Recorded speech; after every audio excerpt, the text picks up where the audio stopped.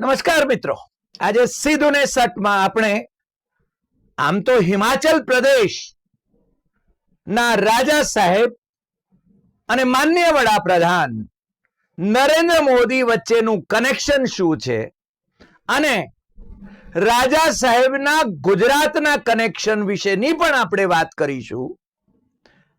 અને રાજા સાહેબના પરિવારને નરેન્દ્ર મોદીની સરકારે એટલી બધી પજવણી કરી અને છતાં એ ભારતીય જનતા પાર્ટી તરફ જઈ રહ્યો છે, એનું કારણ શું એની ચર્ચા કરવાના છીએ.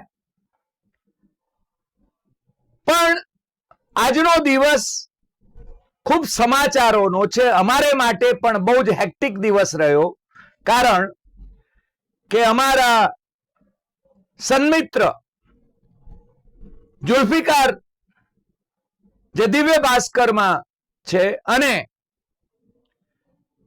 આર્કિટેક્ટ વસીમ, એ બંને સન્મિત્રોના પરિવારમાં એટલે કે ડભાણના ઠાકોર સાહેબ હાથીખાનજીના પરિવારમાં આજે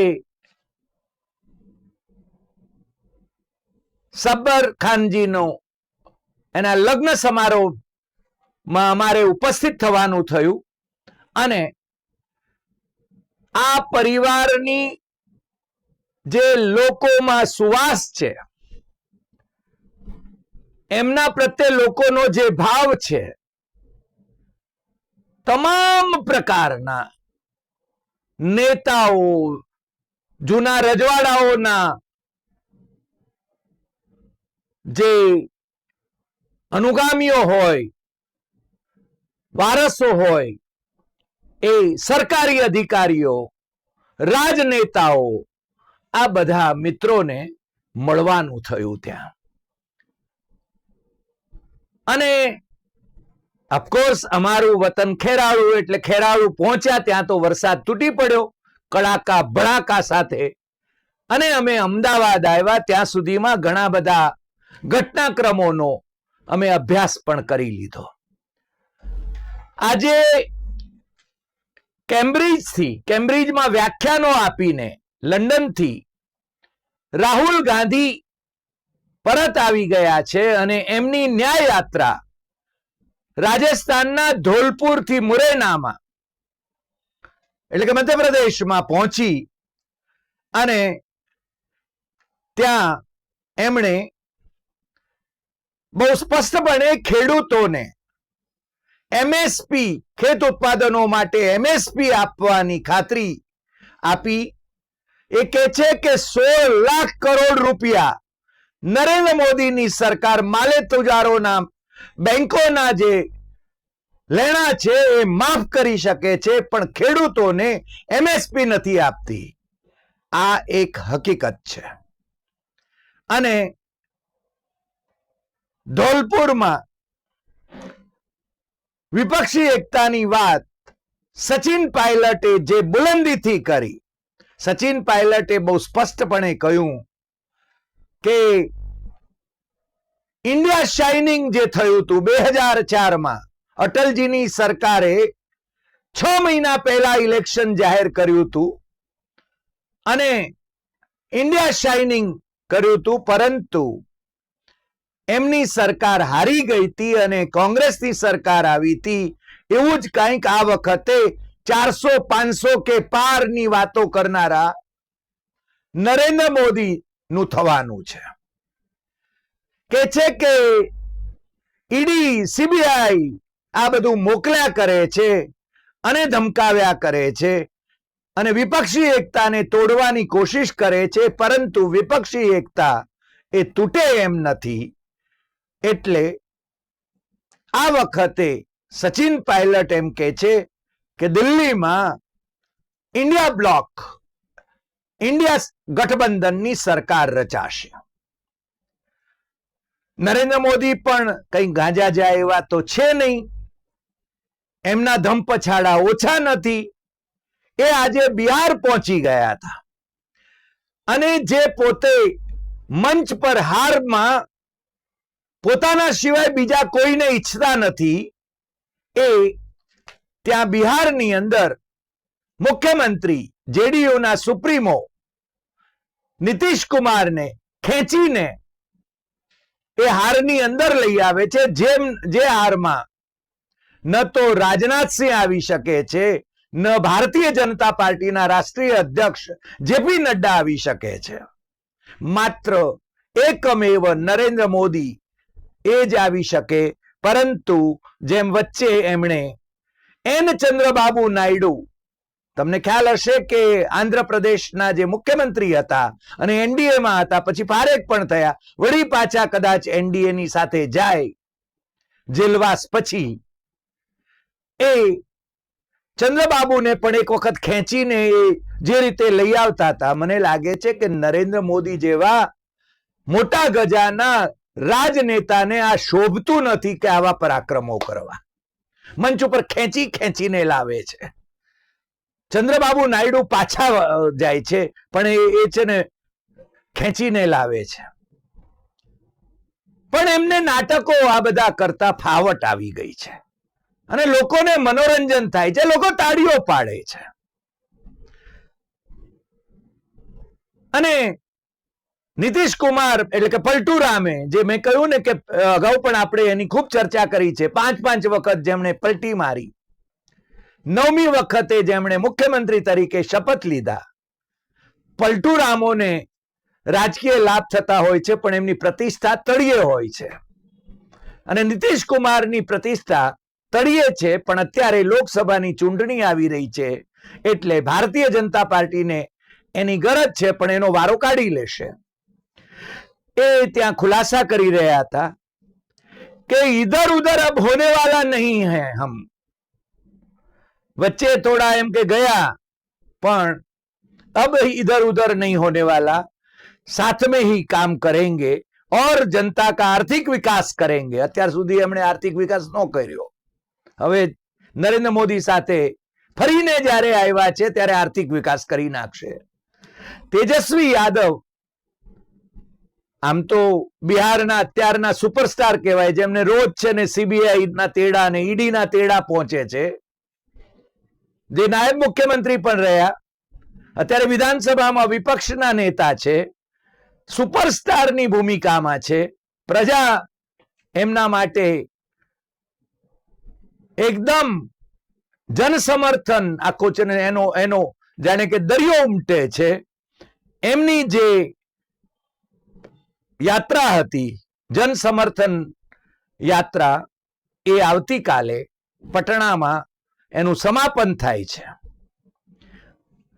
આ બધા સમાચારોની વચ્ચે એક ગંભીર સમાચાર પણ એ છે કે રાહુલ ગાંધી ની જાનને ખતરો છે એવો અહેવાલ મહારાષ્ટ્રની ઇન્ટેલિજન્સે આપ્યો છે. રાહુલે આને ગંભીર રીતે લેવાની જરૂર કરી, પણ મહારાષ્ટ્રમાં જ્યારે ન્યાય યાત્રા પહોંચી રહી છે ત્યારે આ અહેવાલ આવે છે. કદાચ એમની એવી અપેક્ષા હશે કે રાહુલ ગાંધી આ ન્યાય યાત્રા પડતી મૂકશે, પણ રાહુલ ગાંધી એ રીતે ન્યાય યાત્રા પડતી મૂકે એમ નથી. રાહુલ ગાંધી એ આવા જોખમો ખેડે છે. અમે જો કે માનીએ છીએ કે રાહુલ ગાંધીએ સુરક્ષાના ઘેરામાંથી બહાર ન જવું જોઈએ, પણ જે મહારાષ્ટ્ર સરકારના ઇન્ટેલિજન્સ વિભાગનો જે અહેવાલ છે એમ કહે છે કે રાજીવ ગાંધી ની હત્યા જે રીતે થઈ એ રીતે ન્યાય યાત્રા દરમિયાન રાહુલ ગાંધી પર હુમલો થાય એવી શક્યતા છે. આપણે ઈશ્વરને પ્રાર્થના કરીએ કે આવું કંઈ બને નહીં અને સ્વસ્થ ચૂંટણી થાય, અને એ ચૂંટણીમાં જે પરિણામ આવે, 400 કે પાર નહીં, 500 કે પાર, 543 માંથી 600 બેઠકો નરેન્દ્ર મોદી લઈ આવે એવું અંધભક્તો તો કહેતા જ હશે કદાચ, પણ જો નરેન્દ્ર મોદીને એટલો વિશ્વાસ હોત કે 400 કે પાર મળવાની છે, તો વિપક્ષની સરકારો તોડવાના કારસા એમણે કરવા ન પડત. અને હિમાચલ પ્રદેશની સરકારને તોડી નાખવા માટે એમણે જે કારસા આદર્યા છે એ આપણે જાણીએ છીએ. અને એમાં એમની આખું ઓપરેશન જેણે કર્યું અથવા તો જે પાર્શ્વભૂમિમાં રહીને જેમણે આખો ખેલ કર્યો છે એ ખેલ એ રાજા વીરભદ્રસિંહ, જે 9 વખત MLA રહ્યા, 5 વખત મેમ્બર ઓફ પાર્લામેન્ટ રહ્યા અને 6 વખત હિમાચલ પ્રદેશના મુખ્યમંત્રી રહ્યા. આ બધું જ છે ને કોંગ્રેસે એમને આપ્યું.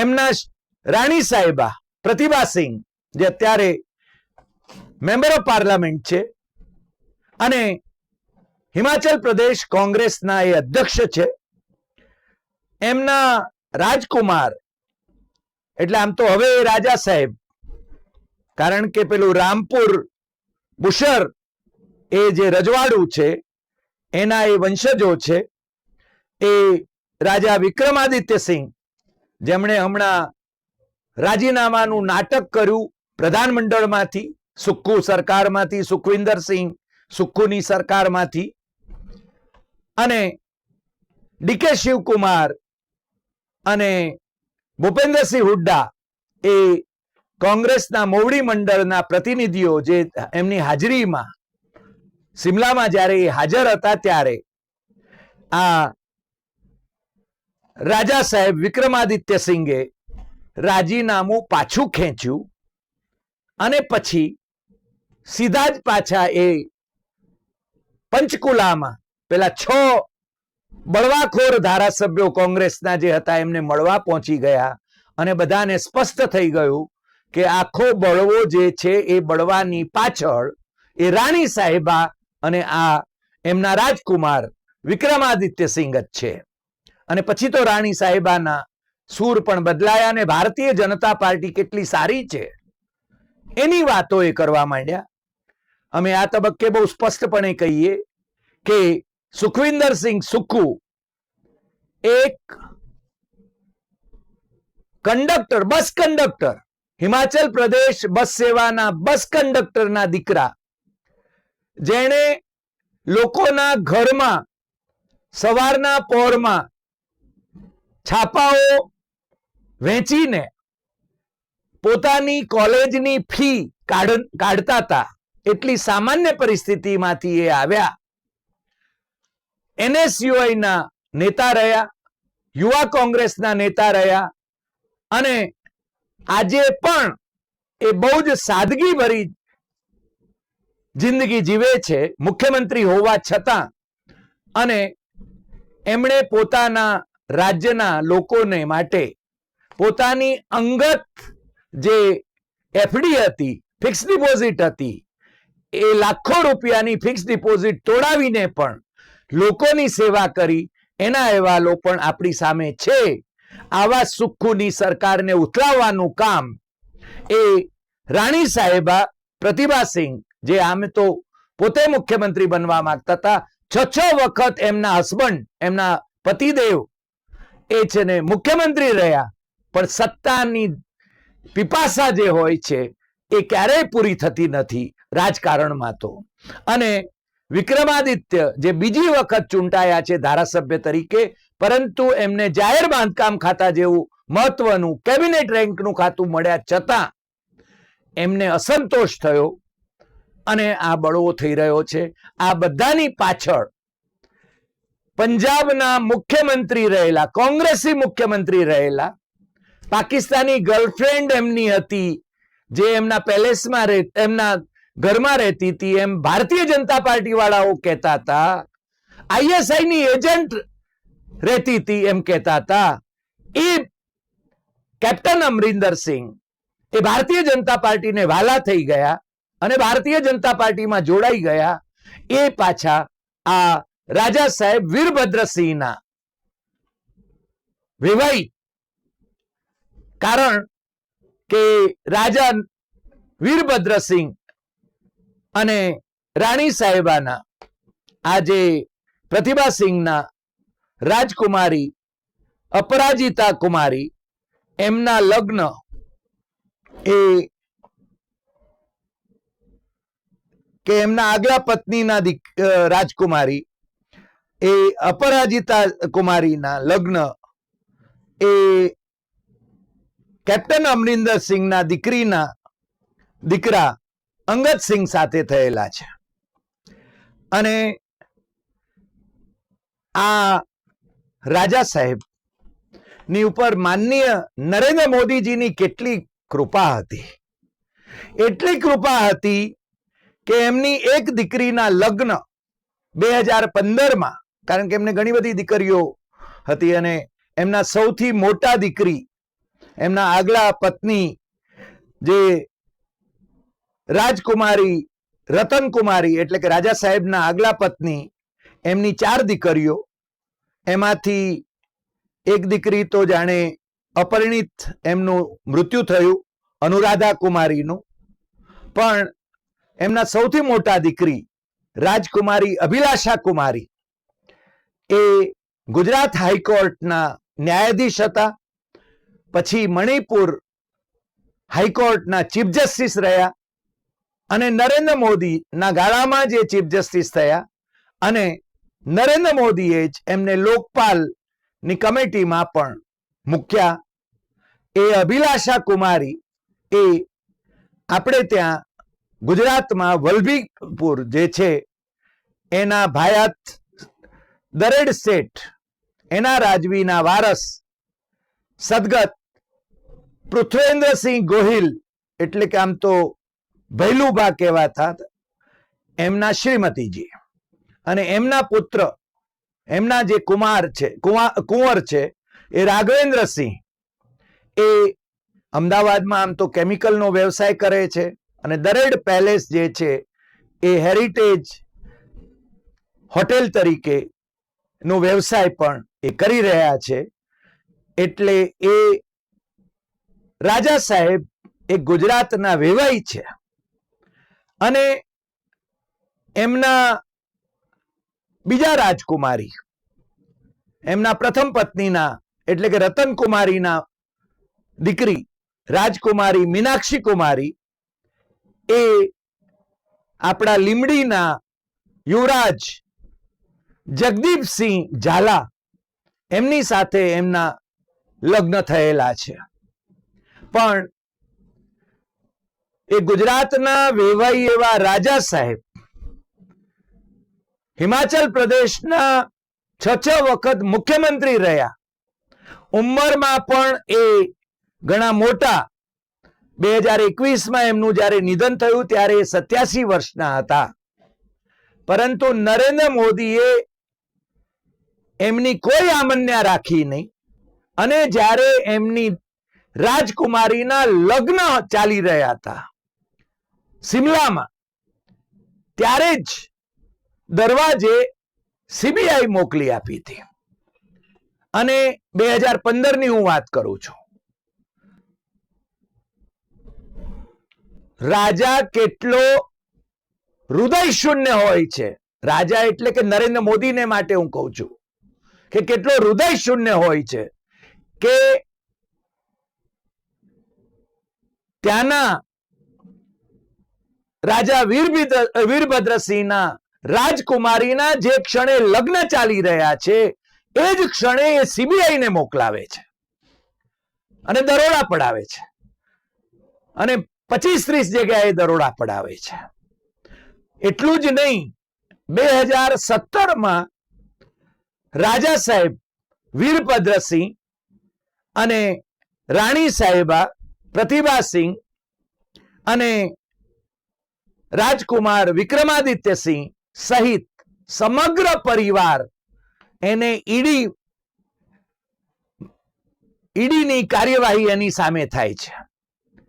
એમણે ખોટું કર્યું હોય તો એમની સામે પગલાં લેવાવા જોઈએ, પરંતુ જ્યારે એમને ત્યાં લગ્નનો પ્રસંગ ચાલી રહ્યો હતો 2015માં, ત્યારે ત્યાં સીબીઆઈ મોકલવી આના કરતા વધારે ઘૃણાસ્પદ કામ કયું હોઈ શકે?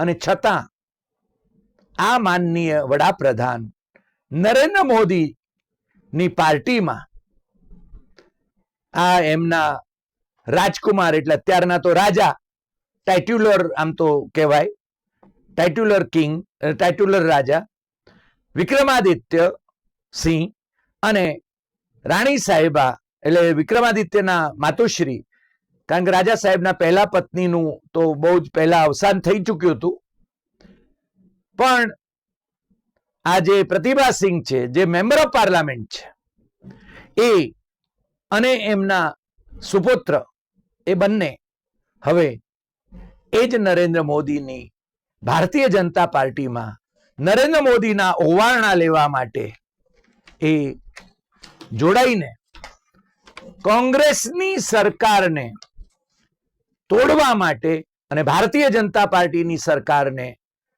સ્થાપિત કરવા માટે, સિમલામાં સ્થાપિત કરવા માટે મેદાને પડ્યા છે. કાલ ઉઠીને શું થશે એ ખબર નથી, રાજકીય માહોલ કેવો રચાશે એ ખબર નથી, પરંતુ આજે તો મેં જે વર્ણન કર્યું કે લગ્ન ચાલી રહ્યું છે ને ત્યાં સીબીઆઈ ના દરોડા પાડે છે નરેન્દ્ર મોદીની સીબીઆઈ. એના 2 વર્ષ પછી સતત રાજા સાહેબને ટોર્ચર કરવામાં આવે છે ઈડી દ્વારા, આખા પરિવારને ટોર્ચર કરવામાં આવે છે, અને છતાં આ પરિવાર એ ભારતીય જનતા પાર્ટી ની સરકાર રચવા માટે કોંગ્રેસ સાથે ગદ્દારી કરે છે.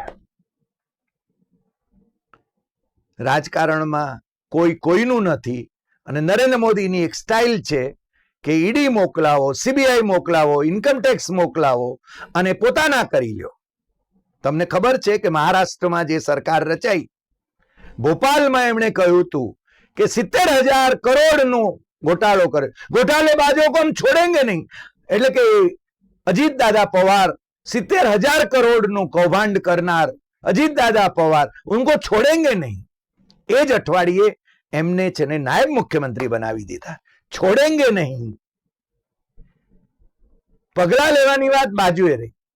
ભુજબળ 2 વર્ષ સુધી જેલમાં રહીને આવ્યા, પણ ભારતીય જનતા પાર્ટીની સાથે ઈલું ઈલું કરવા માંડ્યા એટલે એમના બધા ગુના માફ.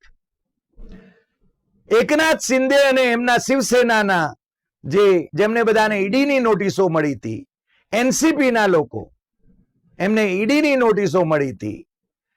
અજીત દાદા પવારની તો એમના સગાઓની અને એમના પત્નીને પણ ઈડીની નોટિસ મળી હતી. પોતાના કાકા શરદ પવારની સાથે ગદ્દારી કરીને એ ભારતીય જનતા પાર્ટી સાથે ગયા. એટલે નરેન્દ્ર મોદીની એક સ્ટાઇલ છે, અને એમાં હવે એક ઉમેરણ થઈ રહ્યું છે. કેપ્ટન અમરિંદર સિંહ એના ખાસ આ ડ્રામાના ડિરેક્ટર છે, અને નવાઈની વાત એ છે કે ગુજરાતના વેવાઈ નો પરિવાર છે, અને નરેન્દ્ર મોદીની આ કૃપા દ્રષ્ટિ છે એમની ઉપર. આજે ભારતીય જનતા પાર્ટી ના જે 195 જેટલા લોકસભાના ઉમેદવારોની જાહેરાત થઈ. નરેન્દ્ર મોદી તો વારાણસીથી લડવાના જ છે, પણ 2 જે ખાસ નામ અમારી પાસે આવ્યા, એમાં એક યશવંત સિન્હાના પુત્ર, યશવંત સિન્હા તો ભારતીય જનતા પાર્ટી ઘણા વખત પહેલા છોડી ગયા હતા, પણ જયંત યશવંત સિન્હા એ નરેન્દ્ર મોદીની સરકારમાં એ વખતે મિનિસ્ટર હતા, હવે તો રહ્યા નહીં. એમણે ટ્વીટ કરીને કહ્યું કે મારે નથી લડવું, કારણ કે મારે બીજા કામો, બહુ મહત્વના કામો કરવા છે. અને પેલા ક્રિકેટર મહાશય ગંભીર, એમણે પણ ટ્વીટ કરી દીધું કે મારે ક્રિકેટ પર હવે ફોકસ કરવું છે, એટલે મને આમાંથી મુક્ત કરો, એવું મેં કહી દીધું છે. મીનાક્ષી લેખી જે મિનિસ્ટર છે એમને ટિકિટ નથી મળી. સુષ્મા સ્વરાજના દીકરી, એડવોકેટ દીકરી બાંસુરી સ્વરાજ, એમને ટિકિટ આપવામાં આવી છે. પરિવારવાદ તો માત્ર કોંગ્રેસનો, અને કોંગ્રેસમાં પાછું માત્ર નેહરુ ગાંધી પરિવારનો જ પરિવારવાદ ગણાય, ભારતીય જનતા પાર્ટીમાં પરિવારવાદ ન ગણાય. કેટલા બધા પરિવારવાદથી ભારતીય જનતા પાર્ટી ફાટફાટ થઈ રહી છે, છતાં એ એ ન ગણાય. ગુજરાતમાં પણ જેમને ટિકિટો આપી છે એમાં પરિવારવાદની ઘણી બધી મહેક, આપણે મહેક જ કહીએ ને, આપણે તો સારા જ શબ્દો વાપરીએ, ગંધ નહીં કહીએ, એ આવે જ છે. કચ્છની ટિકિટ વિનોદભાઈ લખમસિંહ ચાવડાને આપી છે. બનાસકાંઠામાં ગલબા કાકા એટલે કે બનાસ ડેરીના જે સંસ્થાપક રહ્યા એમના પૌત્રી ડોક્ટર રેખાબેન ચૌધરીને એ ટિકિટ આપી છે. આમ તો શંકરલાલ ચૌધરી, શંકરભાઈ આપણા માનનીય સ્પીકર, વિધાનસભાના અધ્યક્ષ, એ પણ લોકસભાના ઉમેદવાર થઈ રહ્યા હતા અને કેન્દ્રમાં અમિત શાહના ડેપ્યુટી તરીકે સહકાર રાજ્યમંત્રીના સ્વપ્ન જોતા હતા. પરંતુ ડોક્ટર રેખાબેન પ્રોફેસર છે મહેસાણાની એન્જિનિયરિંગ કોલેજમાં, એમની ટિકિટ જાહેર થઈ છે. પાટણ ભરતસિંહ ડાભીને એટલે શંકરજી ઓખાજી ઠાકોર, જે આમ તો 1952 થી એકાદ બે અપવાદ સિવાય, 2-3 અપવાદ સિવાય, કારણ કે એક વખત વસંત પરીખ, એક વખત મોહનભાઈ દેસાઈ, એક વખત રમીલા દેસાઈ, એના અપવાદ સિવાય શંકરજી ઓખાજી ઠાકોર જીવ્યા ત્યાં સુધી ખેરાલુની બેઠક ઉપર વિધાનસભ્ય રહ્યા, કોંગ્રેસના વિધાનસભ્ય રહ્યા. એમના પુત્ર ભારતીય જનતા પાર્ટીમાં જોડાયા પછી એ અત્યારે મેમ્બર ઓફ પાર્લામેન્ટ છે જ, લોકસભાના સભ્ય છે. અને અર્બુદા સેના સાથે ભારતીય જનતા પાર્ટીને વાંધો પડ્યો તો ત્યારે પણ ભરત ડાભીએ ખેરાલુમાં અર્બુદા સેનાની ઓફિસના ઉદ્ઘાટન વખતે વિપુલ ચૌધરી, અર્બુદા સેનાના સુપ્રીમો વિપુલ ચૌધરીને ગુજરાતના ગૃહમંત્રી બનાવવા જોઈએ એવું બહુ સ્પષ્ટપણે જાહેર નિવેદન આપ્યું હતું. આમ તો એમની ટિકિટ કપાઈ જવું થતી હતી, કારણ કે એમના ભાઈ રામસિંહભાઈ એ વિધાનસભામાં બળવો કરીને અપક્ષ તરીકે ચૂંટણી લડ્યા હતા.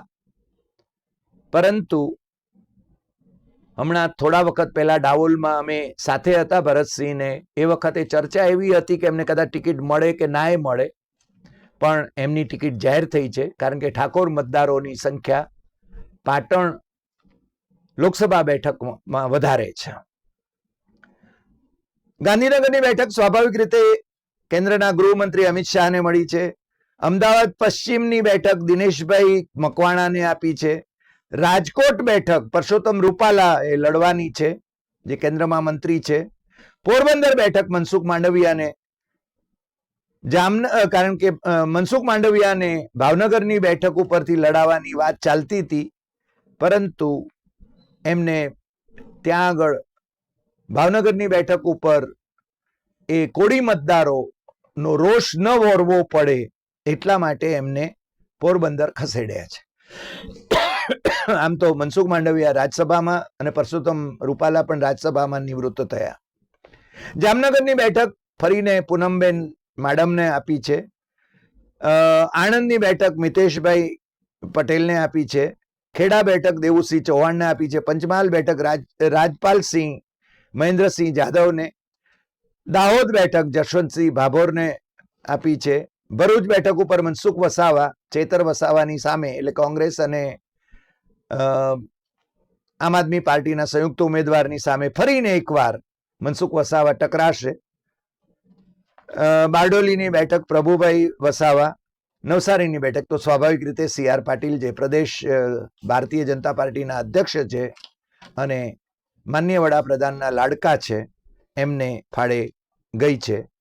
વારાણસીથી નરેન્દ્રભાઈ અને ખાસ કરીને અરુણાચલ પ્રદેશમાંથી કિરણ રિજિજુ અને અરુણાચલ પશ્ચિમની બેઠક અને અરુણાચલ પૂર્વની બેઠક તાપીરગાંવોને ફરીને મળી છે. તાપીરગાંવો તમને ખ્યાલ છે કે જેમની સાથે અમે ઘણી વખતે વાત કરતા રહ્યા છીએ, અને ચીન ભારતની સરહદમાં આવીને ગામ વસાવી જાય છે, એની એ વાત કરવા જેટલી હિંમત ધરાવનાર માણસની ટિકિટ કપાઈ નથી, કારણ કે ત્યાં આગળ પ્રભાવી હોવો જોઈએ, એ આપણે સમજી શકીએ છીએ.